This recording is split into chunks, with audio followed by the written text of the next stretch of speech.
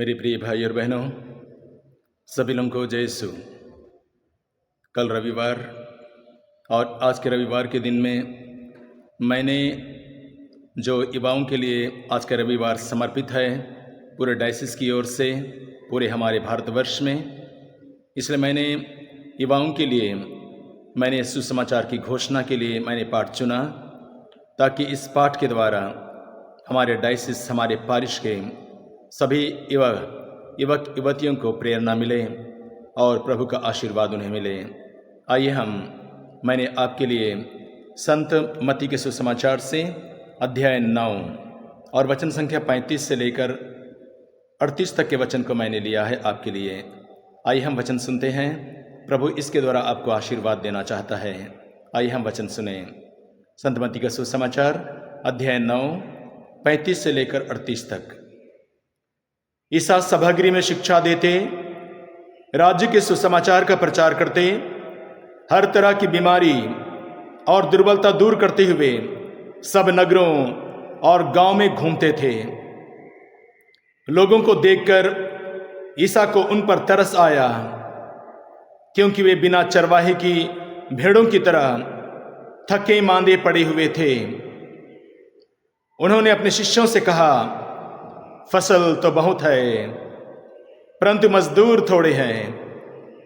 इसलिए फसल के स्वामी से विनती करो कि वह अपनी फसल काटने के लिए मजदूरों को भेजे।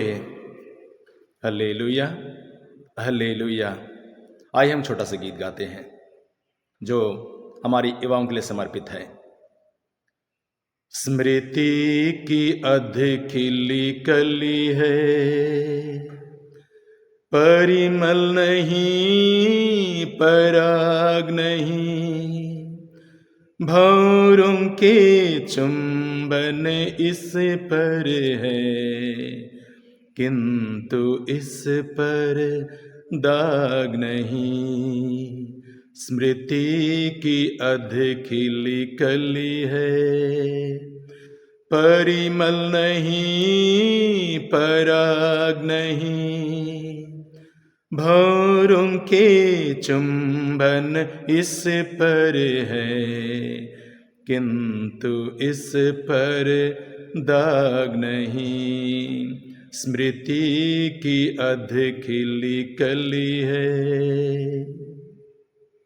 मेरे प्रिय भाई और बहनों, प्रभु यीशु राज्य का सुसमाचार का प्रचार करते नगरों और गांव में घूमते रहते थे और उन्होंने शिष्यों से कहा, उन्होंने लोगों को देखकर प्रभु यीशु को तरस आया, क्योंकि वे बिना चरवाहे के भेड़ों की तरह थके मांदे पड़े हुए थे। प्रभु यीशु ने शिष्यों से कहा, फसल तो बहुत है, किंतु मजदूर थोड़े हैं। इसलिए फसल के स्वामी से विनती करो कि वह अपनी फसल काटने के लिए मजदूरों को भेजे। मेरे जवान युवक युवतियों, प्रभु का संदेश मैं आपको बताना चाहता हूं कि आपके जीवन का युवा समय, जवानी का समय सबसे बेहतरीन पल होता है।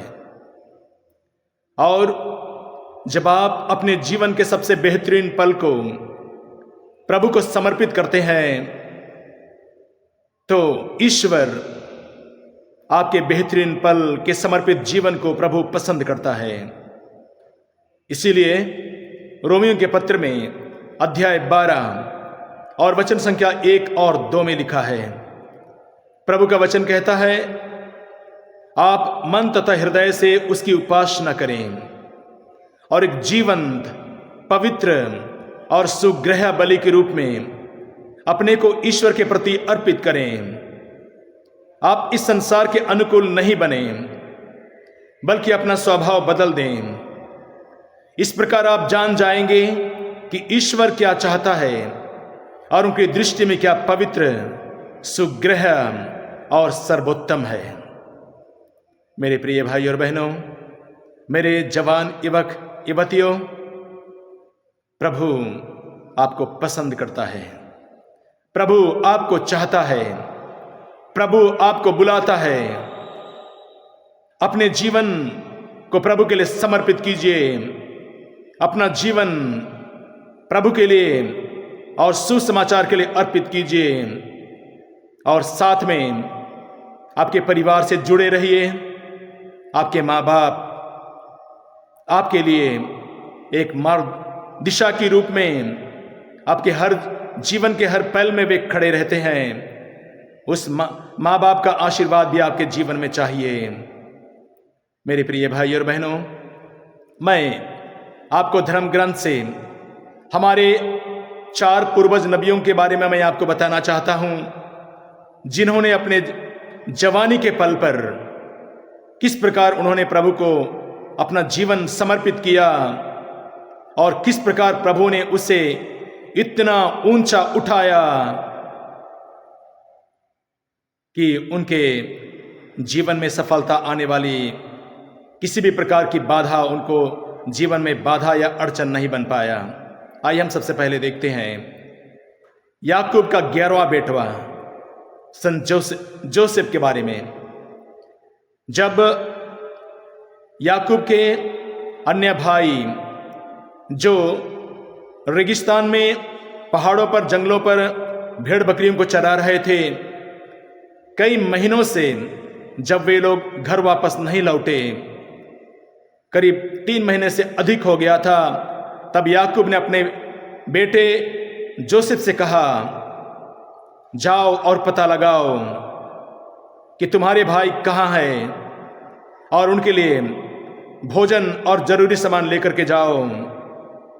और जोसेफ अपने पिता की आज्ञा का पालन किया और जरूरी सामान लेकर वह अपने भाइयों को दोतान में पाया।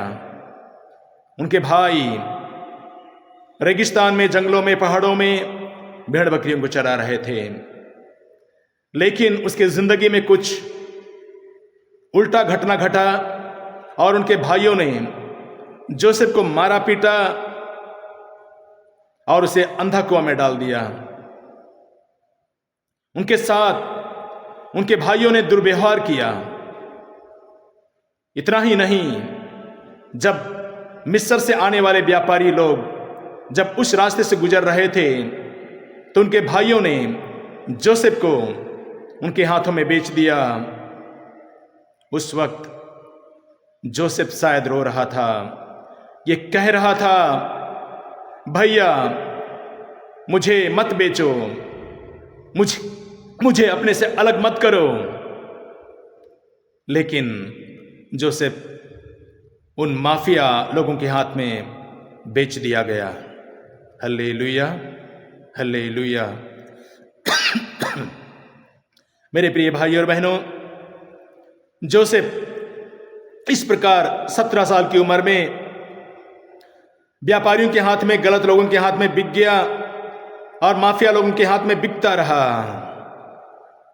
25 साल की उम्र तक वह माफिया लोगों के हाथ में बिकता रहा और उसके बाद 25 साल की उम्र में उस पर झूठा इल्जाम लगाया गया और जोसेफ हमेशा के लिए जेल की सलाखों के पीछे कैद हो गया। जोसेफ का इस दुनिया में कोई नहीं था, परिवार से कट गया। प्रवक्ता ग्रंथ में अध्याय 35 और वचन 27, वचन 17 से लेकर 20 तक में प्रभु का वचन कहता है, ईश्वर अनाथ और दुखड़ा रोने वाले विधवाओं की आंसुओं की पुकार को सुनता है। उनकी पुकार को सुनता है। उनके आंखों से निकलने वाले आंसू उनके चेहरे से होकर स्वर्ग तक चढ़ते हैं। और वचन में बहुत मजेदार और शानदार वचन लिखा हुआ है, और उनके आंसू बादलों को चीरकर ईश्वर के पास पहुंचती है। देखिए, जरूर जोसेफ सलाखों के पीछे में था, लेकिन ईश्वर ने उनके लिए न्याय का व्यवस्था किया, उनको इंसाफ मिला। और जोसेफ 30 साल की उम्र में फिरौन की गद्दी मिस्र का राजा बन गया। Hallelujah, hallelujah. इसके बाद मैं आपको एक हमारे दूसरे नबी दाऊद के बारे में मैं आपको बताना चाहता हूं, जो 17 साल की उम्र में अपने पिता की भेड़ बकरियों को चराता था और उसमें देश में युद्ध चल रहा था। और उनके पिता जस्से ने दाऊद से कहा, जो उनके भाई फौज में युद्ध के मैदान में थे, जो गोलियत की चपेट में थे, और दाऊद पिता की आज्ञा का पालन कर अपने भाइयों के लिए भोजन लेकर के गया और उन्होंने देखा कि गोलियत पूरे इस्राएली सेना को ललकार रहा है। और राजा दाऊद, जो राजा तो नहीं बन पाया था लेकिन अभी एक 17 साल का लड़का था, उन्होंने गोलियत को ललकारा। निहत्थे उन्होंने मात्र ढेलवास अपने हाथ में लिया और जब गोलियत ने उसे ललकारा तो सुनिए दाऊद क्या कहता है। दाऊद ने कहा, तुम तलवार, भाला और बर्छी लेकर मुझसे लड़ने आ रहे हो, किंतु मैं विश्वमंडल के प्रभु परमेश्वर इस्राएली सेनाओं के नाम पर तुमसे लड़ने आ रहा हूं। और उसने गोलियत का सामना किया। वो ढेलवास लिया था, निहत्थे था, और उसने गोलियत को पछाड़ दिया और उसका सिर काट डाला।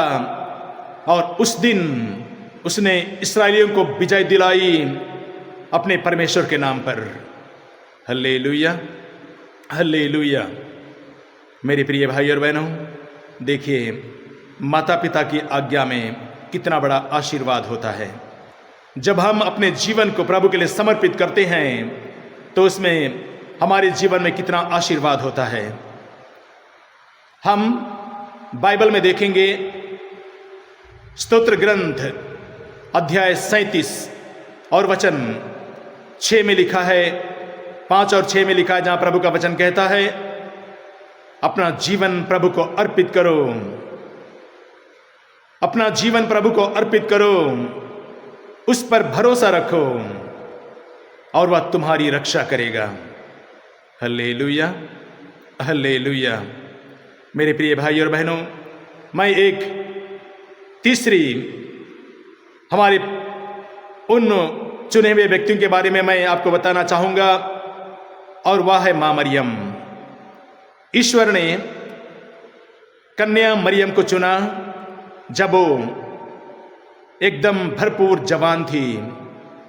स्वर्गदूत मां मरियम के पास में आया और मां मरियम से कहा, प्रणाम प्रभु की कृपा पात्री, जिसे हम संत लूकस के सुसमाचार में अध्याय 2 में और वचन आगे देखेंगे।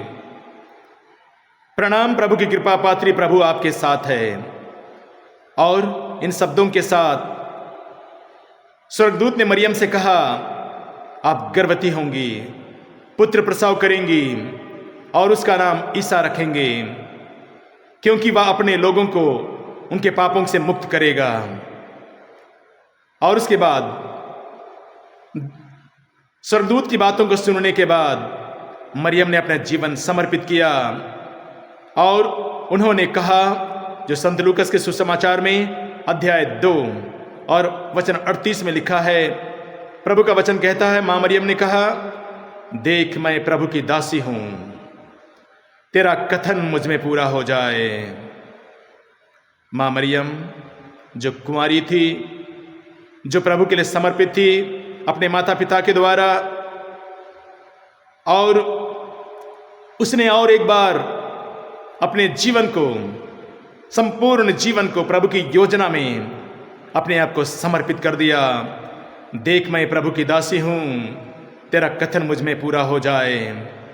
और मां मरियम के माध्यम से ही ईश्वर का परम प्रिय बेटा प्रभु यीशु इस संसार में आया और वह हमारा मुक्तिदाता बनकर इस धरती पर जन्म लिया।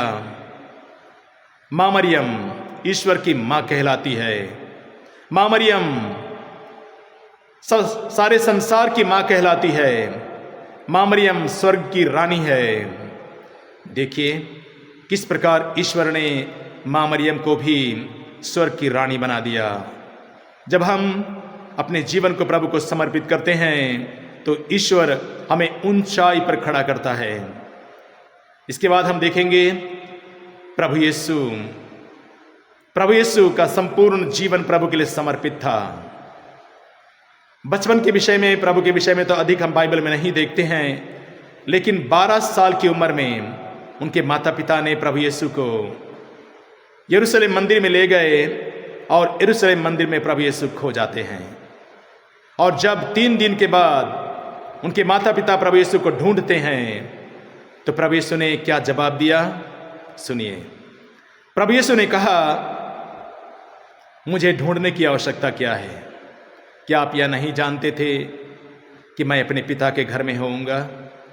देखिए प्रभु यीशु बचपन से ही स्वर्गराज के लिए, पिता की योजना के लिए, सुसमाचार के लिए उनका जीवन समर्पित था। प्रभु यीशु इस संसार में आने के बाद सुसमाचार का प्रचार किया, ईश्वर के बारे बताया, बड़े बड़े चिन्ह चमत्कार किए, उन्होंने आज्ञा का पालन किया, अपने परमेश्वर अपने पिता का आज्ञा का पालन किया। जरूर वो जोसेफ और मरियम के अधीन रहा, लेकिन उसने परमेश्वर के भी आज्ञा का पालन किया, जिसको हम फिलिपियों के पत्र में अध्याय 2 और वचन संख्या 6 से लेकर 11 तक में देखते हैं। वचन में लिखा है, वह ईश्वर थे और उनको पूरा अधिकार था कि वह ईश्वर की बराबरी करें, लेकिन उन्होंने दास का रूप धारण कर और मनुष्यों के समान बनकर अपने को दीनहीन बना लिया और क्रूस मरण तक आज्ञाकारी बनकर अपने को और भी दीन बना लिया। इसलिए ईश्वर ने उनको महान बनाया और वह नाम प्रदान किया जो सब नामों में श्रेष्ठ है, जिसे ईसा का नाम सुनकर आकाश, पृथ्वी और अधोलोक के निवासी घुटने टेकें। मेरे प्रिय भाई और बहनों, किस प्रकार जब हम अपने जीवन के सबसे बेहतरीन पल को प्रभु के लिए समर्पित करते हैं तो ईश्वर अधखिली कली की तरह हमें स्वीकार करता है और हमें ईश्वर का आशीर्वाद मिलता है। हम जीवन की ऊंचाई पर चढ़ते हैं और हमें जीवन की ऊंचाई में चढ़ने से कोई रोक नहीं सकता है। जिस प्रकार हम लोग देखते हैं 17 साल की उम्र में जोसेफ, जिसने अपने पिता की आज्ञा का पालन किया, उन्हें आशीर्वाद मिला। जरूर जीवन में कठिनाइयां आई, लेकिन वह एक अंधा कुआं से फिरौन की गद्दी तक पहुंच गया। दाऊद जो 17 साल की उम्र में प्रभु के लिए समर्पित था, भेड़ बकरियों को चराता था, लेकिन वह 30 साल की उम्र में राजा बन गया और 40 वर्षों तक शासन किया। माँ मरियम जो 12, 13, 14 साल में अपने जीवन को समर्पित किया और वह ईश्वर की माँ कहलाती है, स्वर्ग की रानी कहलाती है।